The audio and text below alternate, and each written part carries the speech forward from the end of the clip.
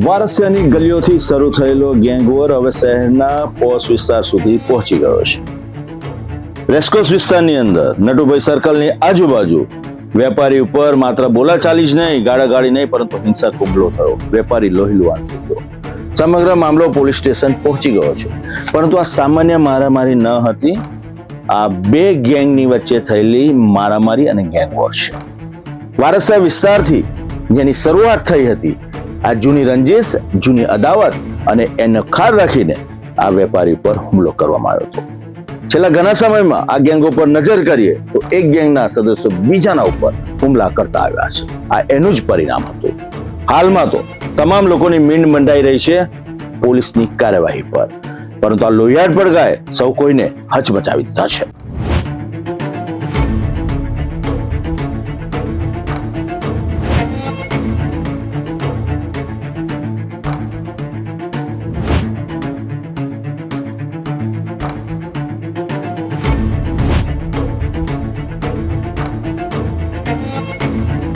વડોદરામાં ગેંગવોરનો આતંક ફરી એકવાર ખુલ્લેઆમ સામે આવ્યો છે.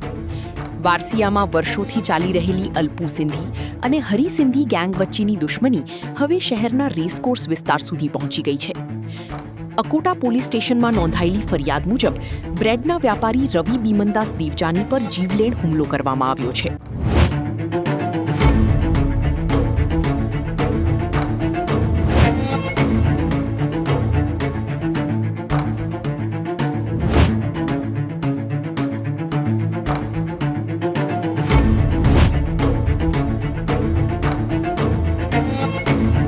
આ કોઈ સામાન્ય મારામારી ન હતી. વડોદરા શહેરની બે કુખ્યાત નામચીન ગેંગ વચ્ચેનો એક નવો અધ્યાય હતો. સવારનો સમય, ચા નાસ્તાની લારી ઉપર એક વેપારી ચા નાસ્તો કરવા જાય છે.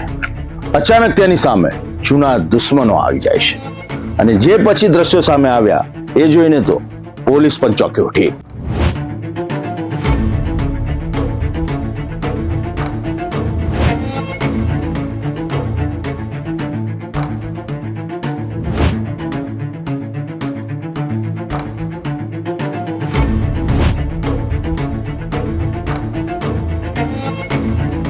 ફરિયાદ અનુસાર 25 જૂનની વહેલી સવારે રવિ દેવજાની પોતાના મિત્ર અર્જુન સાથે નટુભાઈ સર્કલ પાસે નાસ્તો કરવા ગયા હતા.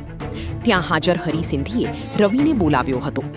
રવિ ત્યાં પહોંચતા જ હરી સિંધીની સાથે સાહિલ રાજપૂત અને વિવેક ઉર્ફે બન્ની કેવલાણી પણ હાજર હતા.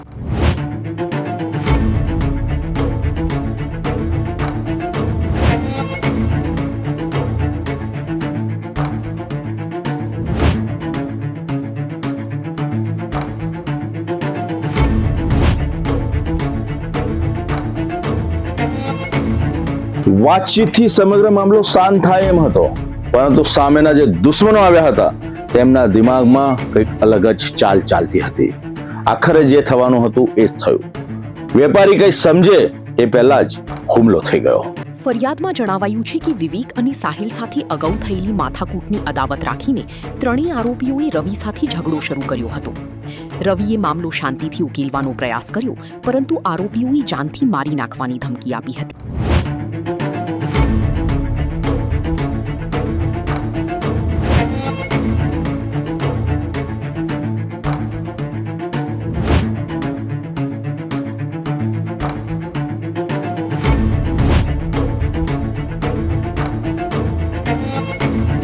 વાતોથી શરૂઆત થઈ, વિવાદ વધતો ગયો, ગાળાગાળી, ધમકી અને ત્યારબાદ હુમલો કરવામાં આવ્યો.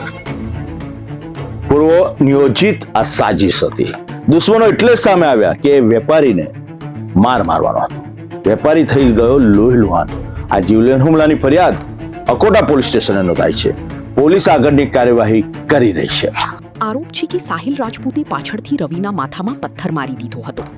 હુમલામાં રવિ ગંભીર રીતે ઘાયલ થઈ નીચે પટકાયા હતા. હુમલો કર્યા બાદ હરી સિંધી, સાહિલ રાજપૂત અને વિવેક કેવલાણી ઘટના સ્થળેથી ફરાર થઈ ગયા હતા.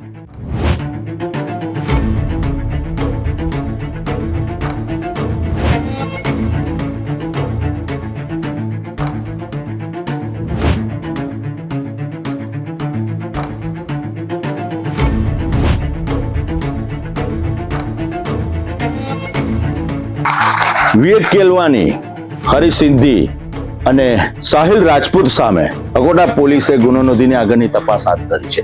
પરંતુ અલ્પુ સિંધી અને હરીશ સિંધી વચ્ચેની ગેંગ વોરની ઘટનાએ ફરી એક વખત નાના મોટા વેપારીઓની અંદર ગભરાટનો માહોલ સર્જી દીધો છે.